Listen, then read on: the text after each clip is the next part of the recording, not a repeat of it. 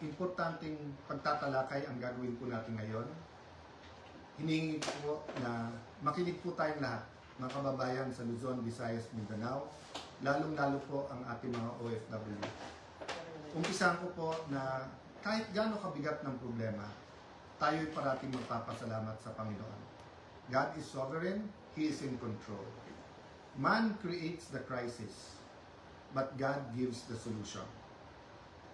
The last few weeks, there was a man-made crisis by the minority in cooperation with some people in the administration, by them trying to undermine the leadership of the Senate at pinapalabas na magulo ang Senado. Pero mas mabigat po ang usapin natin ngayon. Bakit po? Dahil may tanong po tayo. Una, has Philippine democracy died again? Pangalawang tanong, binasura po ba ang Philippine Constitution? Bakit po ito tinatanong? Simple po, ang nakalagay sa konstitusyon ng Pilipinas, pwedeng mag-conduct ng business ang Senado by a majority of all its members. Ang majority po ng 24 ay 13 po. 13 po ang numero. Yung sinasabi po nilang kaso, yung po ay ibang-iba. Nag-adjourn po kami nung nag-walk out sila. So that means they have to call the roll at kailangan 13.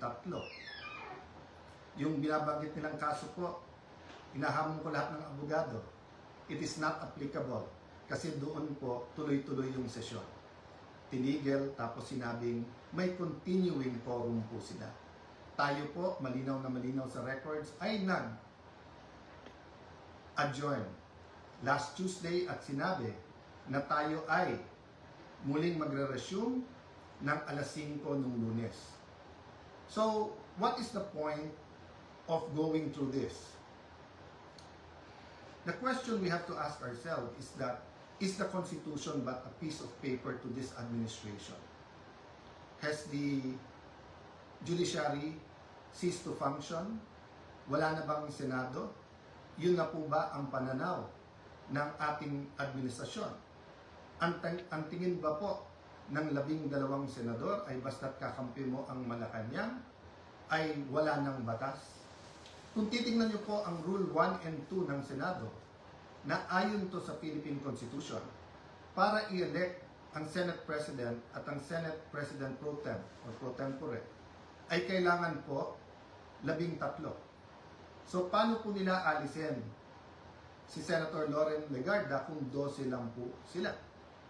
At mapapakita po sa inyo na gusto nilang i-control ang premises ng Senado at gusto po nilang hindi mag-hearing ang Blue Ribbon Committee bukas sapagkat ay binasa po nilang rule para magkaroon po ng acting Senate President.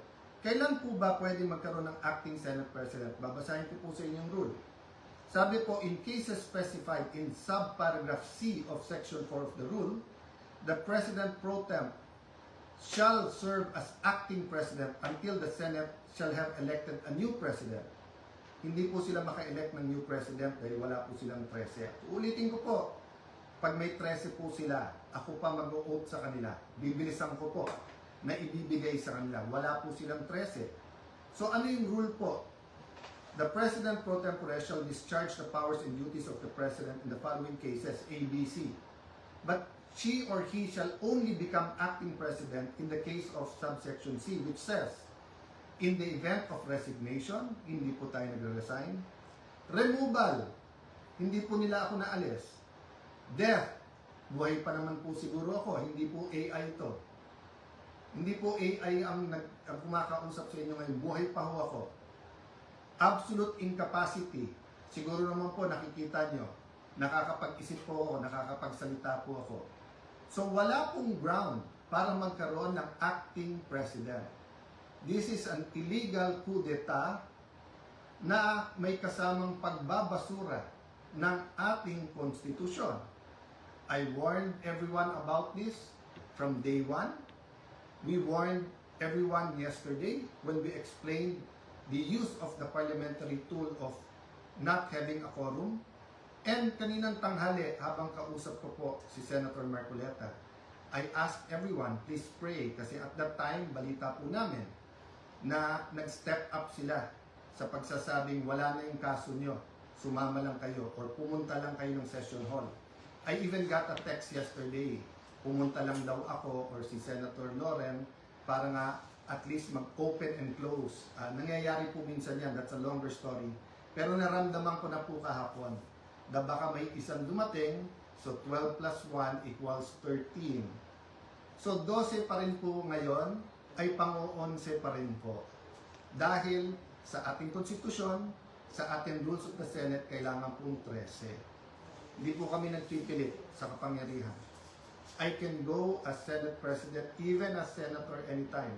Hindi po ba ako lang ang katangi-tangi sa mga matataas na opisyal na nung nangyari yung flood control scam ay nagsabi, ba't hindi na lang tayo lahat mag-resign? Bakit po ngayon, after asking me to resign yesterday, illegal po. Actually po, hindi nila ako tinanggal. Naglagay ng acting. Senator Win, Lucian, ingat kayo dyan. You're playing around with fire. This is not just about the Senate. This is about the Philippine Constitution.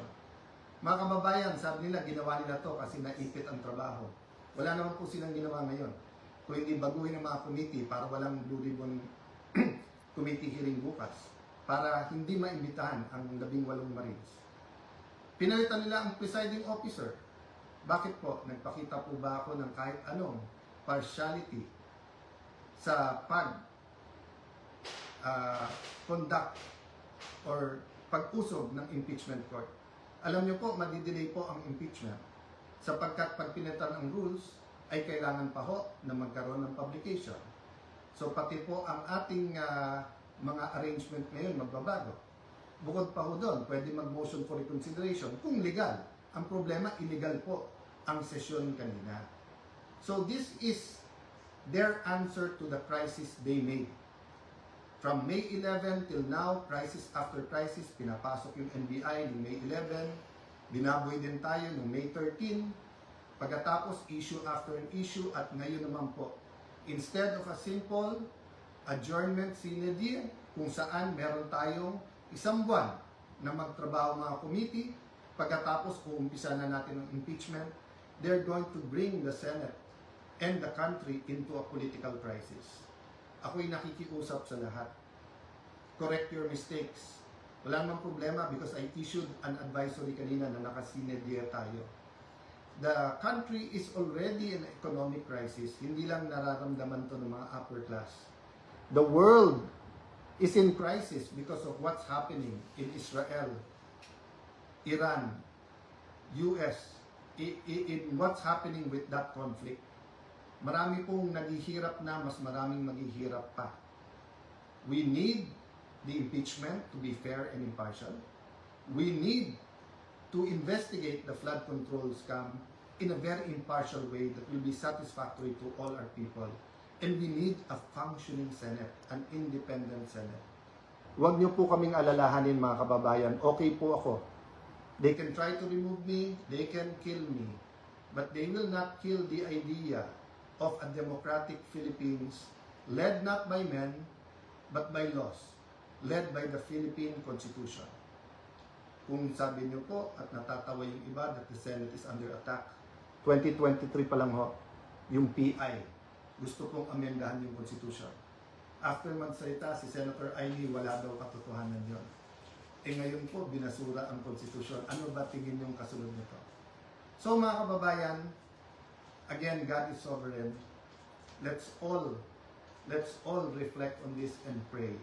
But tomorrow, tuloy ang hearing ng Blue Ribbon Committee. I am still the legitimate, legal, moral Senate President of the Republic of the Philippines. There is still functioning committees. We have to hear the testimonies. Invited po, pati po yung mga gumawa ng illegal ngayon. You can try to stop us, but you will be stopping the Filipino people. So sa ating mga kababayan who wants to pray or have a prayer vigil sa Senado bukas, pumunta po kayo. Pag hindi po kami pinapasok, sama-sama na po tayo outside the Kulambo. Ang problema po, pag in-outside nyo the Kulambo, ang mga legitimate leaders ng Senado, para nyo na pong sinabing sinunog nyo po ang Philippine Constitution. Sana naman po, tonight, makapag-isip-isip ang mga gumagawa nito.